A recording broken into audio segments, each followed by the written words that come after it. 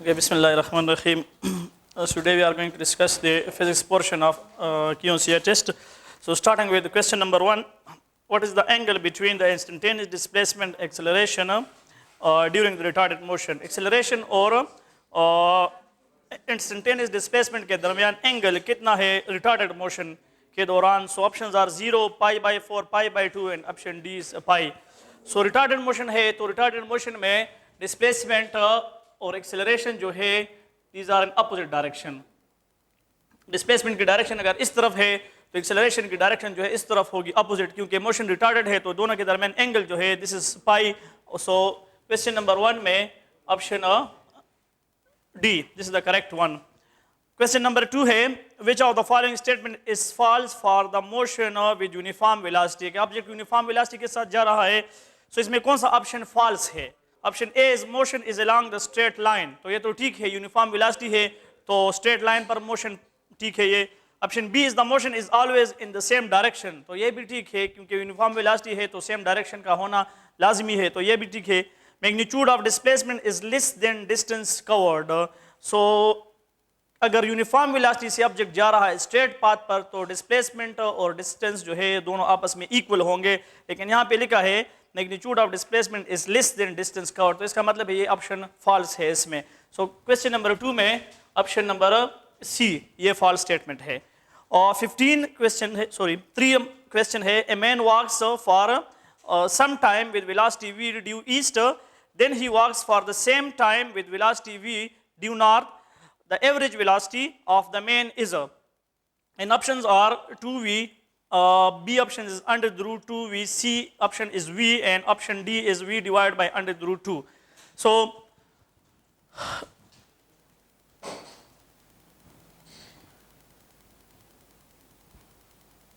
first draw the map and now going toward the statement that a man walks for some time with velocity v due east.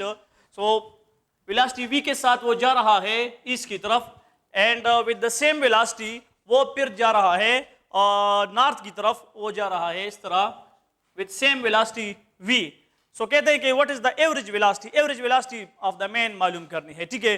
So average velocity जो है, अगर velocity v है ये भी v है तो इसका मतलब है डिस्प्लेसमेंट यहाँ पे भी s है और यहाँ पे भी डिस्प्लेसमेंट s है, क्योंकि वेलोसिटी जो है वो सेम है, टाइम भी सेम है, यहाँ पे भी टाइम जो है t है, यहाँ पे भी टाइम t है, ठीक है.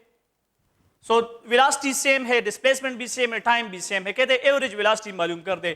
सो एवरेज वेलोसिटी की जो इक्वेशन है हमारे पास v average this is equal to total displacement divide by total time. अब टोटल डिस्प्लेसमेंट फाइंड आउट करना है तो टोटल डिस्प्लेसमेंट ये डायरेक्ट जो है ये टोटल डिस्प्लेसमेंट है s हमने फाइंड आउट करना है. And according to Pythagoras theorem this is equal to this square plus this square, तो ये हो जाएगा s square plus S square और ये हमारे पास आ जाएगा 2 अंडर द रूट और s इससे आ जाएगा, तो टोटल डिस्प्लेसमेंट हमारे पास आ गया v under average velocity this is 2 under the root s and divide by time, total time, तो ये भी टाइम t है ये भी टाइम t है, so t plus t is 2t, t plus t is 2t, तो ये हमारे पास s by t this is equal to v, ये बराबर है v के and under the root 2 divide by 2, तो इससे आ जाएगा under the root 2. So v divide by under the root 2 is the right option and this is option number D. So in question number 3 option D is the correct answer. Question number 4, if p dot q is equal to p cross q whole mark, then the angle between p and q. So p dot q this is equal to p q cos of theta and p cross q and mod this is equal to p q sin of theta. So p and q these are both are equal, but this, here is cos theta और नीचे जो है sin theta है. हम कौन सा angle put कर दे कि sin और cos theta की जो वैल्यू है वो सेम आ जाए, ठीक है, तो ये हमारे पास इक्वल बन जाएंगे. तो अगर हम मैं पुट करूँ थीटा इज इक्वल टू 45 और पाई बाई 4, अगर मैं 45 या पाई बाई 4 पुट कर दूं तो यहाँ पे cos ऑफ 45 और साइन ऑफ 45 ये दोनों सेम वैल्यू देती है, ठीक है. तो पी डॉट क्यू जो है इस एंगल पर ये हो जाएंगे पी क्रॉस क्यू के, ये दोनों आपस में बराबर हो जाएंगे at angle of pi by 4 और cos ये भी 0.707 के बराबर है, साइन ऑफ 45 भी 0.707 के बराबर है, तो ये दोनों इक्वल हो जाएंगे at an angle of pi by 4। So इसमें ऑप्शन नंबर बी है। क्वेश्चन नंबर 4 में ऑप्शन बी। क्वेश्चन 5 है a projectile is fired with speed vi making angle theta with the horizontal. Its potential energy at the highest point is a projectile is fired at, हमारे पास एक projectile है और इसको fire किया गया है इनिशियल वेलोसिटी vi के साथ, मेकिंग एंगल थीटा, और यहाँ पे इसकी इनिशियल वेलोसिटी vi है। कहते हैं कि यहाँ पे जो है इसकी पोटेंशियल एनर्जी क्या होगी एट हाईएस्ट पॉइंट पर, पोटेंशियल एनर्जी ऑफ प्रोजेक्टाइल। तो इस पॉइंट पर काइनेटिक एनर्जी की जो इक्वेशन है वो है 1/2 m vi square cos square theta plus 1/2 m vi square sine square theta. Okay, अब मैक्सिमम हाइट पर पहुंचकर तो y कंपोनेंट ये जीरो हो जाता है ऑफ वेलोसिटी, ये जीरो बन जाता है। जब ये जीरो बन जाए तो इसका मतलब है ये काइनेटिक एनर्जी जो रह पाती है वो हमारे पास just kinetic energy is equal to half m vi square cos square theta. अब ये टर्म कहां गया, ये जीरो प्लस जीरो, तो ये जीरो टर्म जो है ये कहां गया, एक्चुअली ये पोटेंशियल एनर्जी में कन्वर्ट हो गया। तो हाईएस्ट पॉइंट पर जो पोटेंशियल एनर्जी है this is equal to this loss in kinetic energy is equal to gain in potential energy. तो यहां पे जो है this is equal to 1/2 m vi square sine square theta. तो ये हो जाएगा ऑप्शन नंबर ए। ये क्वेश्चन नंबर 5 में option number A, half m vi square sine square theta. Question number 6 है the momentum of particle is numerically double the kinetic energy, what is the velocity of particle. Momentum जो है question 6 में कहता है कि momentum this is equal to double the kinetic energy, 2 time the kinetic energy. So what is the velocity of particle, so this is equal to mv and 2 और kinetic energy half mv square. So to cancel out with 2 and m with m, 1v with 1v, so v is equal to, this is equal to 1 meter per second. 1 meter per second. So option number 8 in question number 6, option A is the correct answer.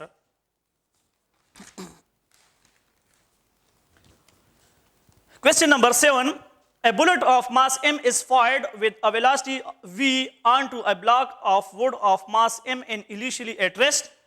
The final velocity of the system will be, so this is a bullet and its velocity is v and mass is m and it strike with a wooden block having mass m and initially at rest. So इसकी velocity जो है हमारे पास zero है, initial velocity। कहते हैं कि जब ये बुलेट इससे टकराती है तो फिर velocity मालूम कर दे सिस्टम की। तो law of conservation of momentum apply करते हैं, तो before collision and after collision. So before collision इसकी मोमेंटम जो है this is mv momentum of the bullet plus momentum of this block, this wooden block is zero because it is at rest and this will be equal to final momentum. Final momentum this is m plus m into v prime. Okay, so we are interested in v prime, so v prime this is equal to m divided by m plus m into v. So this is the correct answer and it is option number B. So in question number 7, the option B is the correct answer. Okay. Question number 8, a man is standing on a rotating stool spreading his arms. He suddenly contracts his arms. Then his options are angular momentum increases, moment of inertia increases, moment of inertia decreases, angular momentum decreases. So एक आदमी है वो एक rotating stool पे खड़ा है और हाथों को इस तरह फैला हुआ है। कहते हैं कि उसने हाथ इस तरह कंट्रैक्ट कर दिए, सो क्या फर्क पड़ता है इसके, तो इसका मूवमेंट एंगुलर मोमेंटम तो कांस्टेंट है, मूवमेंट ऑफ इनर्शिया डिक्रीज होगा, इंक्रीज नहीं होगा, क्योंकि पार्टिकल एक्सिस ऑफ रोटेशन के करीब आ जाते हैं। तो ये हमारे पास option number C is the correct answer, इसमें movement of inertia decreases. Question number 8 है ऑप्शन सी। क्वेश्चन 9 है a particle performing uniform circular motion has angular momentum L. If its angular frequency is double and its kinetic energy is halved, then the new angular momentum will be. Angular momentum और kinetic energy के दरमियान जो relationship है वो है हमारे पास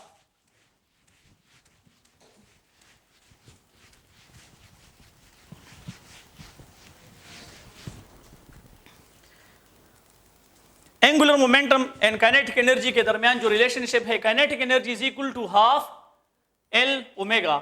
okay, so simply एक दो स्टेप में आप ये आ सकता है, आप इसे कैलकुलेट कर सकते हो। सो अब कहते हैं कि ये चीज मालूम करनी है, तो काइनेट 2 को यहां पे शिफ्ट कर दो, तो kinetic energy divide by omega, this is equal to L. Okay, अब अगर हम काइनेटिक एनर्जी को हाफ कर दे और इसको डबल कर दे तो फिर इस पर क्या फर्क पड़ता है? तो अगर मैं काइनेटिक एनर्जी को हाफ कर दूं डिवाइडेड बाय 2 और इसको डबल कर दूं तो ये 2 omega, this is equal to L dash. So L dash is equal to 2 into kinetic energy divided by omega and 2 multiplied by 2, so this is 4. So 1 over 4, this is equal to L. So L prime is equal to L by 4. इसमें option number B आ रहा है। Question number 9 में option B. Question 10 है, the acceleration due to gravity on earth depends upon the gravitational mass of body, gravitational mass of earth both A and B, none of these. So gravitational mass of planet, लेकिन यहां पे अर्थ है तो अर्थ पे depend करता है, object के मास पर डिपेंड नहीं करता। सो ऑप्शन नंबर क्वेश्चन 10 में option number B, gravitational mass of the earth. Next question is question number 11। Two bodies held one above the other at a distance of 50 centimeter are simultaneously released. What will be their separation after 4 seconds of motion? So options are 2 meter, 1 meter, 0.25 and 0.5 meter. Two bodies है और इनके दरमियान जो distance है ये 50 centimetre है और दोनों को सेम हाइट से सेम टाइम पर दोनों को गिराते हैं, तो 4 सेकंड के बाद आफ्टर 4 सेकंड इनके दरमियान जो डिस्टेंस है वो कितना होगा? कहते हैं कि ये डिस्टेंस जो है ये कितना होगा। तो चूंकि ऊपर से आ रहा है तो एक्सेलरेशन जो है दोनों के लिए कांस्टेंट है, यूनिफॉर्मली एक्सेलरेटेड हो रहे हैं। तो जब यूनिफॉर्मली एक्सेलरेटेड हो रहे तो इनके दरमियान डिस्टेंस पर कुछ फर्क नहीं पड़ेगा। एक टाइम बैक वक्त हमने इसको गिराए हैं तो इनके दरमियान जो है ये डिस्टेंस कांस्टेंट ही रहेगा। And this is 50 centimetre, so this is equal to 0.5 metre. Option जो है ऑप्शन नंबर डी है। क्वेश्चन 11 में ऑप्शन नंबर डी आ रहा है। क्वेश्चन नंबर 12 है, if a body of mass m is thrown with escape velocity from the surface of earth, then the kinetic energy it gains at infinity. Kinetic energy जो है ये infinity पे क्या gain करेगा? So kinetic energy is equal to half mv square, लेकिन यहां पे escape velocity है तो half m and v square escape velocity का स्क्वायर, और एस्केप वेलोसिटी बराबर है v escape is equal to 2gr under the root. ये इक्वेशन है तो यहां पे पुट कर दे, सो 1/2 m एंड स्क्वायर के साथ अंडर रूट कैंसिल, सो 2gr, तो 2 के साथ कैंसिल और हमारे पास आ जाएगा mgr। सो इसमें ऑप्शन नंबर बी आ रहा है। क्वेश्चन नंबर 12 में ऑप्शन बी। क्वेश्चन नंबर 13 है, during adiabatic expansion the increase in volume is associated with increase in pressure and temperature, decrease in pressure and decrease in temperature.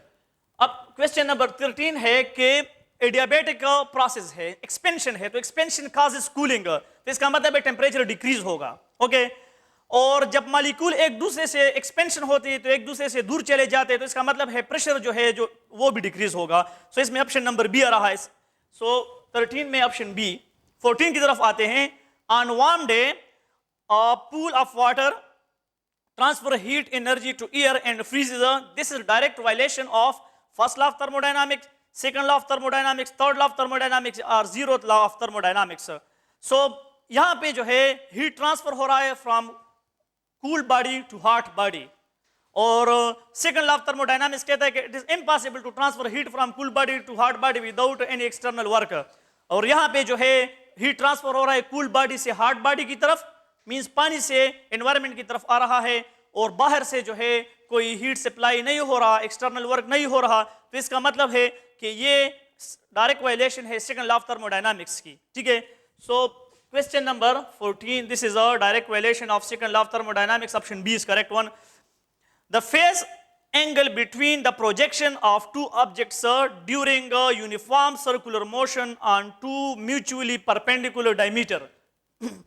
Uniform circular motion है और इसमें दो object है mutually perpendicular diameter पर motion कर रहे हैं, कहते हैं कि इनके शेडोज के दरमियान, प्रोजेक्शंस के दरमियान एंगल कितना होगा। तो एक डायमीटर ये है ऑब्जेक्ट इस, और एक डायमीटर ये है।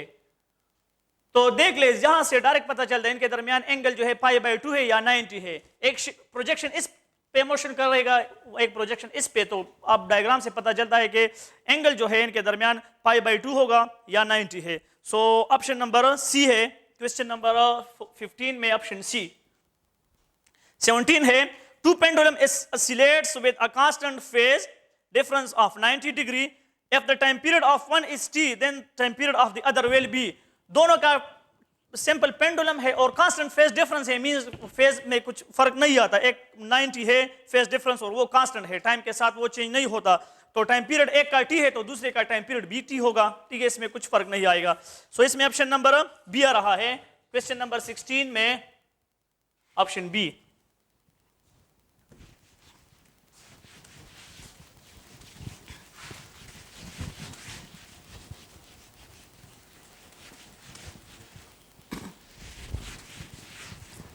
ओके, क्वेश्चन नंबर 17 है, in Young double slit experiment if blue light is replaced by red light of same intensity then the fringe width will be. So Young double slit experiment में fringe width जो हम मालूम करते हैं, so delta Y is equal to M lambda L divide by D. So यहां से हमें पता चलता है कि this is fringe width is directly proportional to wavelength. Blue light को रिप्लेस करते हैं red light, so wavelength of red light is greater than blue light. तो जब वेवलेंथ बढ़ता है तो इसका मतलब है फ्रिंज विड्थ भी इंक्रीज होगी। So option number A, question 17 में ऑप्शन ए। क्वेश्चन 18 है, if movable mirror in Michelson interferometer is displaced by a distance of lambda by 4, then constructive interference will occur, destructive will occur, both A and B are none. So ये movable mirror है and this is fixed mirror, ये fixed है and this is movable and here is the detector.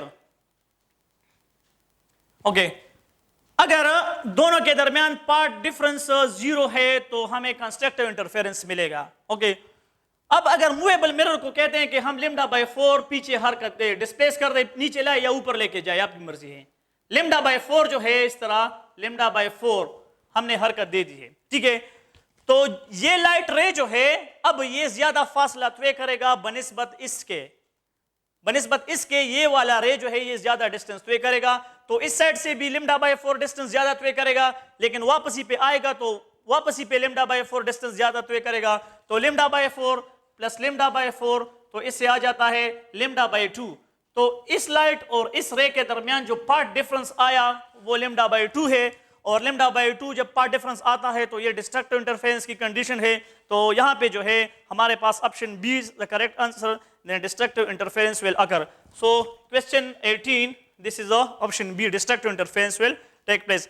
Question number 19, a 5 meter long string of guitar vibrates in 5 loops with frequency of 500 hertz, the fundamental frequency of vibration.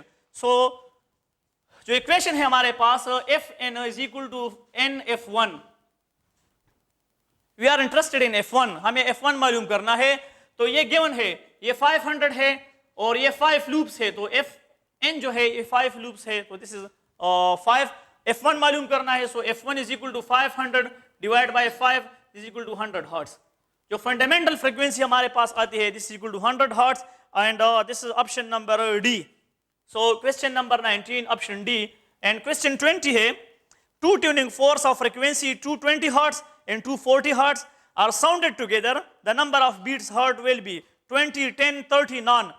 जब frequency की जो difference है वो 10 से ज्यादा हो जाए तो फिर जो है हमें बीट सुनाई नहीं देता, ठीक है, no beats will be heard. जब दो ट्यूनिंग फोर्क के दरमियान फ्रीक्वेंसी का डिफरेंस 10 से कम हो तो बीट्स प्रोड्यूस होंगे, लेकिन अगर ये जो है 10 से ज्यादा हो जाए so there will be no beat. So question number 20, this is equal to option number D, no beats will be heard. Question number 21, two charges of 2 microcoulomb and 5 microcoulomb are placed 2.5 meter apart. The ratio of coulomb force experienced by them is 1:1, 2:5 under the root 2 ratio under the root 5 and 4:25. So Coulomb law, gravitational law, ये जो है action reaction forces है, तो एक charge जितना force लगाता है उतना दूसरा चार्ज भी फोर्स लगाता है, ठीक है। अगर एक कूलम चार्ज है और 1000 कूलम चार्ज है तो दोनों जो है एक दूसरे पे एक जितना फोर्स लगाएंगे। So this action in reaction force, so दोनों जो है रेशियो बराबर होगा 1:1। सो इसमें ऑप्शन नंबर ए आ रहा है 1:1। और क्वेश्चन नंबर 22, सो 22 है the unit of electric field intensity newton per coulomb, joule per coulomb into metre, both A and B, and option D is none. So E is equal to F by Q. So newton per coulomb, ये तो ठीक है, option ए ठीक है। लेकिन अगर मैं इसको न्यूटन मीटर कर दूं डिवाइड बाय कूलम और मीटर कर दूं तो ये जॉल बन जाता है। तो जॉल पर कूलम इनटू मीटर, ये ऑप्शन भी मौजूद है, ठीक है। और फिर गिवन है ऑप्शन ए एंड बी, तो इसका मतलब है ये ऑप्शन ए है न्यूटन पर कूलम, ये ऑप्शन बी है, और ऑप्शन सी गिवन है बोथ ए एंड बी, तो ये दोनों ठीक है। सो क्वेश्चन नंबर 22 में ऑप्शन सी आ रहा है both A and B. 23 question है a certain wire has a resistance R, the resistance of another wire identical with the first except twice its diameter is 2R, 0.25 R, 4R or 0.5 R. So resistance जो है is R is inversely proportional to D square. Okay, अगर हम diameter को double कर दे तो ये हो जाएगा R dash is proportional to 1/2D whole square, और ये R dash is ये हो जाएगा 1/4D square, और R dash is ये हो जाएगा R 1/D square, this is equal to R, यहाँ से this R divided by 4, और 1/4 this is equal to R prime 0.25 into R, तो ये हो जाएगा 0.25 R, ऑप्शन बी। सो 23 में option B is the correct answer. और question number 24, two wires of same material having length L and 2L and cross sectional area 4A and A respectively, the ratio of their specific resistance, specific resistance means resistivity and it does not depend on the dimension, length area पे depend नहीं करता, तो only it depends on temperature। तो ये जो है हमारे पास दोनों की जो है स्पेसिफिक रेजिस्टेंस है वो सेम होगी, तो इसमें ऑप्शन डी आ रहा है 1:1, दोनों की स्पेसिफिक रेजिस्टेंस सेम होगी। सो क्वेश्चन नंबर 24 में ऑप्शन नंबर डी आ रहा है specific resistance does not depend on the dimension of wire. Okay, फिर जो है क्वेश्चन नंबर 25 है a wire has a resistance 12 ohm, it is bent in a form of circle, the effective resistance between 2 points on any diameter is equal to. हमारे पास एक wire है और इसकी जो आर है रेजिस्टेंस दिस इज 12 ओहम, हमने इसका सर्कल बनाया है और कहते हैं कि जब आप इसका सर्कल बनाए तो कोई भी डायमीटर ले ले, ये पॉइंट दो के दरमियान रेजिस्टेंस मालूम कर दे ऑन एनी डायमीटर, तो ये जंक्शन लाइक जंक्शन, तो यहाँ पे जो है ये पैरेलल कॉम्बिनेशन है, ये एक और ये दूसरा, तो ये 12, तो ये 6 ओहम यहाँ पे और 6 ओहम यहाँ पे, तो अब पैरेलल कॉम्बिनेशन बन गया है। तो पैरेलल कॉम्बिनेशन पे रेजिस्टेंस जो हम मालूम करते हैं 1/R is equal to 1/6 plus 1/6, और ये हो जाएगा R equivalent is equal to 6 divide by 2, और ये 3 आ जाएगा। आप इसको कैलकुलेट कर दे तो इससे R equivalent this is equal to option number question number option number C 25 में ऑप्शन सी। 26 है the energy consumed in 1 kilowatt electric heater in 30 second will be, energy consumption मालूम करनी है, 1 किलोवाट हीटर है 30 सेकंड में how much energy it consume. Okay, so P is equal to W by T or E by T, so this is equal to E is equal to P into T, and this P is given, T is given, we are going to find out the power. So P is 1 kilowatt, so 10 raised power 3 multiplied by 30, so 3 into 10 raised power 4 joule। इसमें option D आ रहा है question number 26 में option D. Okay, फिर आ रहा है question number 27 है the length of magnetic field, the strength of magnetic field at a point R near a long state current carrying wire is B, the field at a distance R by 2 will be, this is a current carrying wire and at a distance R it has a magnetic field given by magnitude जो given है वो b है। कहते हैं कि r/2 पे, यहाँ पे जो है r/2 डिस्टेंस पर इसकी मैग्नेटिक फील्ड क्या होगी, b यहाँ पे क्या होगी, ठीक है। सो एम्पियर्स लॉ कहता है b is equal to mu naught I divide by 2 pi r। So इसका मतलब है b is inversely proportional to r। जब r बढ़ता है तो ये कम होता है, r अब हाफ कर दे, जब आप r को हाफ कर दे तो ये डबल हो जाएगा। तो यहाँ पे जो है r/2 है तो b जो है दिस इक्वल टू 2b, ये डबल हो जाएगा, इनवर्स रिलेशन है। सो इसमें ऑप्शन नंबर सी आ रहा है। Question number 27 this option C आ रहा है, ठीक है। क्वेश्चन नंबर 28 है, two long straight wires are set parallel to each other, each carrying current in the same direction and the separation between them is 2r, the intensity of magnetic field midway between them is a। To wires है,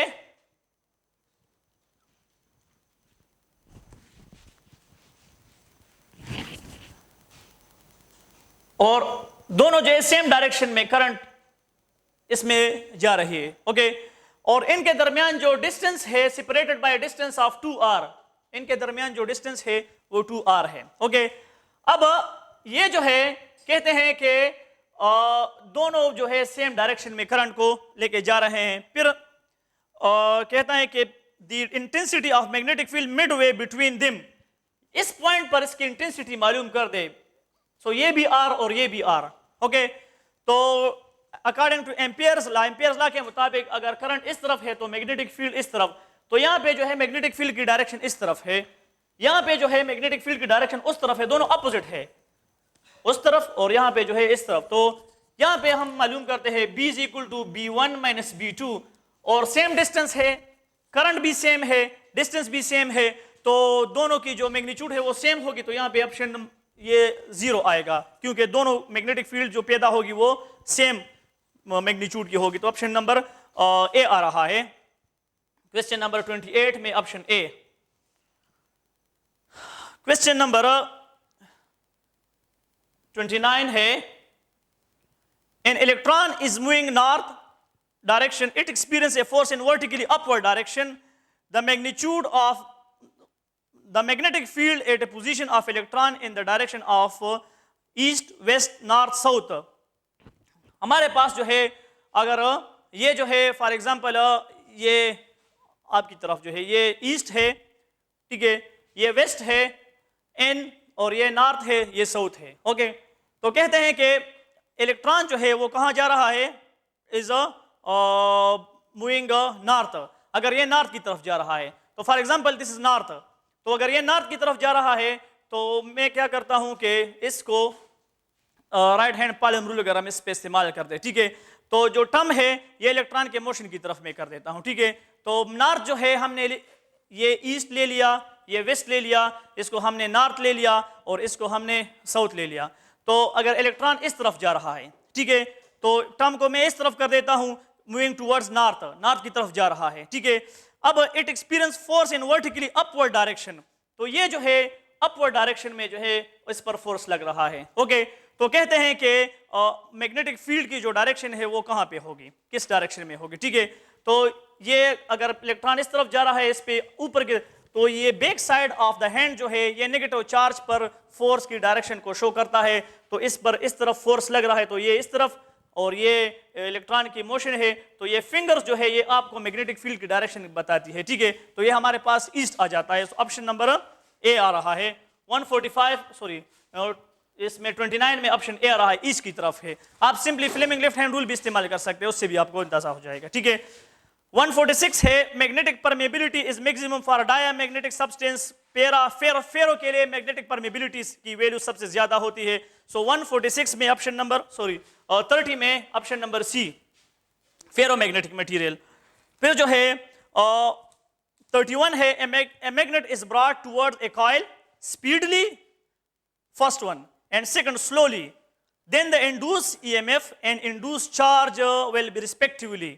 Option A, more in first case, more in first case means speedily आप coil की तरफ magnet को लेके आ रहे हो, तो कहते हैं कि मैग्नेट जो इंड्यूस EMF है वो ज्यादा पैदा होगा और इंड्यूस चार्ज भी ज्यादा पैदा होगा अगर आप इसको तेजी के साथ लेके आते हो मैग्नेट को काइल की तरफ तेजी के साथ लेके आते हो तो इंड्यूस ईएमएफ भी ज्यादा पैदा होगा और इंड्यूस चार्जेस भी ज्यादा पैदा होंगे। लेकिन ये गलत है, इंड्यूस ईएमएफ तो रिलेटिव मोशन पे ज्यादा या तेज से बढ़ता है लेकिन चार्जेस नहीं बढ़ते, ठीक है, तो ये ऑप्शन गलत है।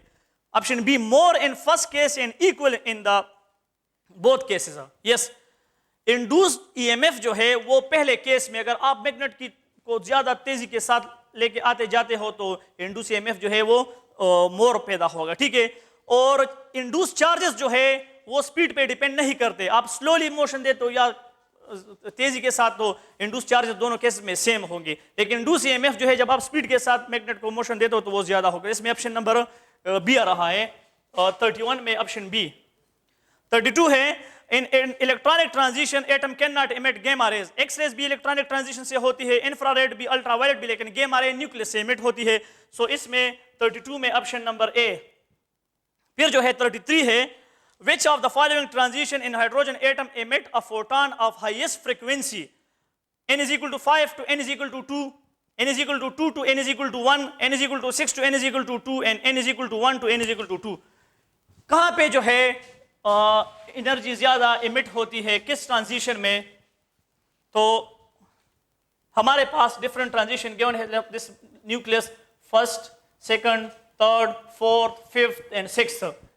कहते हैं कि अगर 5 से 2 की तरफ आ जाए, 1 2 3 4 यहां से first, second, third, fourth, fifth से 2 में आ जाए तो फिर जो है हमारे पास एनर्जी ज्यादा इमिट होती है। चलो देखते हैं, सेकंड जो है 2 से 1 की तरफ आ जाए, यहां से यहां तक, तो फिर एनर्जी ज्यादा इमिट होती है। या 6 से 2 की तरफ आ जाए तो फिर एनर्जी ज्यादा इमिट होती है। या इन 1 से 2 की तरफ, ये तो ट्रांजिशन यहाँ 1 से 2 तक, तो ये तो एब्जॉर्प्शन है। ऑप्शन डी तो बीच से गया क्योंकि ये एब्जॉर्प्शन है। यहाँ पे कहते हैं कि emit photon of highest frequency. So option number B is the correct one.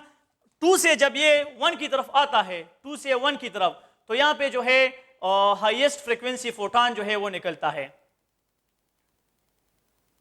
क्योंकि एनर्जी डिफरेंस इन दोनों के दरमियान ज्यादा है बनिस्बत इसके और इसके दरमियान, बनिस्बत इसके और इसके दरमियान। इन सारों के दरमियान जो है एनर्जी डिफरेंस कम है बनिस्बत इन दो के दरमियान। तो 2 से जो 1 ट्रांजिशन होती है ये मैक्सिमम एनर्जी फोटोन एमिट करता है।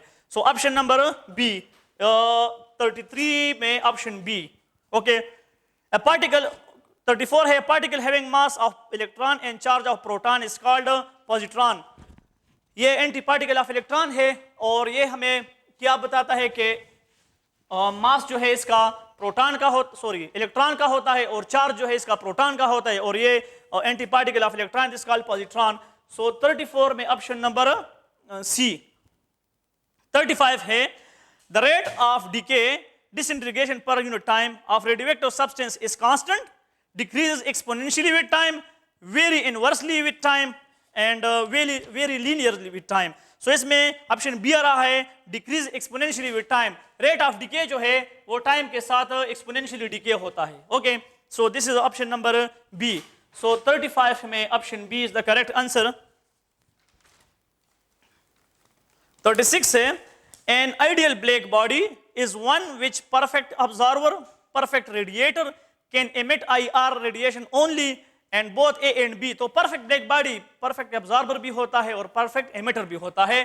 तो इसमें 36 में option number D both A and B। 37 है, the energy of photon is given by half mv square, m naught c square, hf and all of these। So energy of photon is given by E is equal to hf।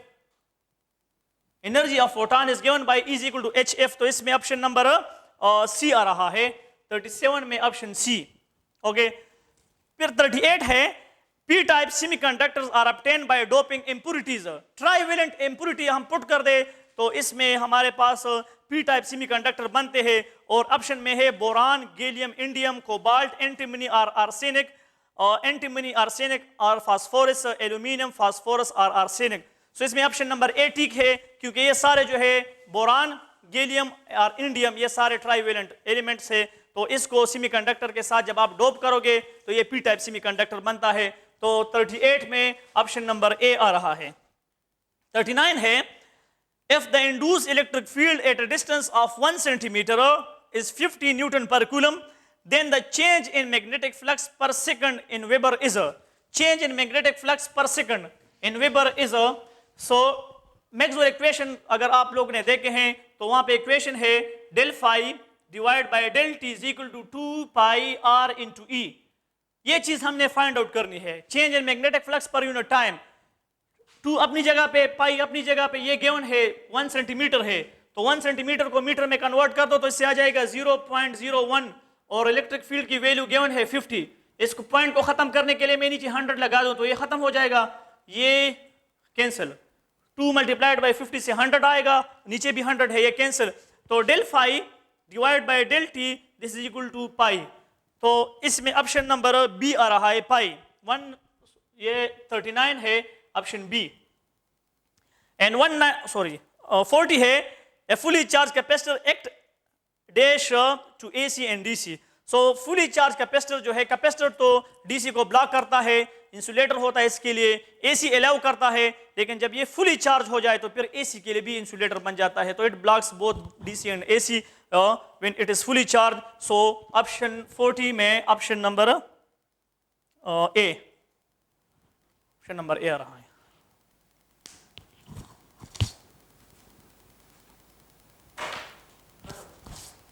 10 second.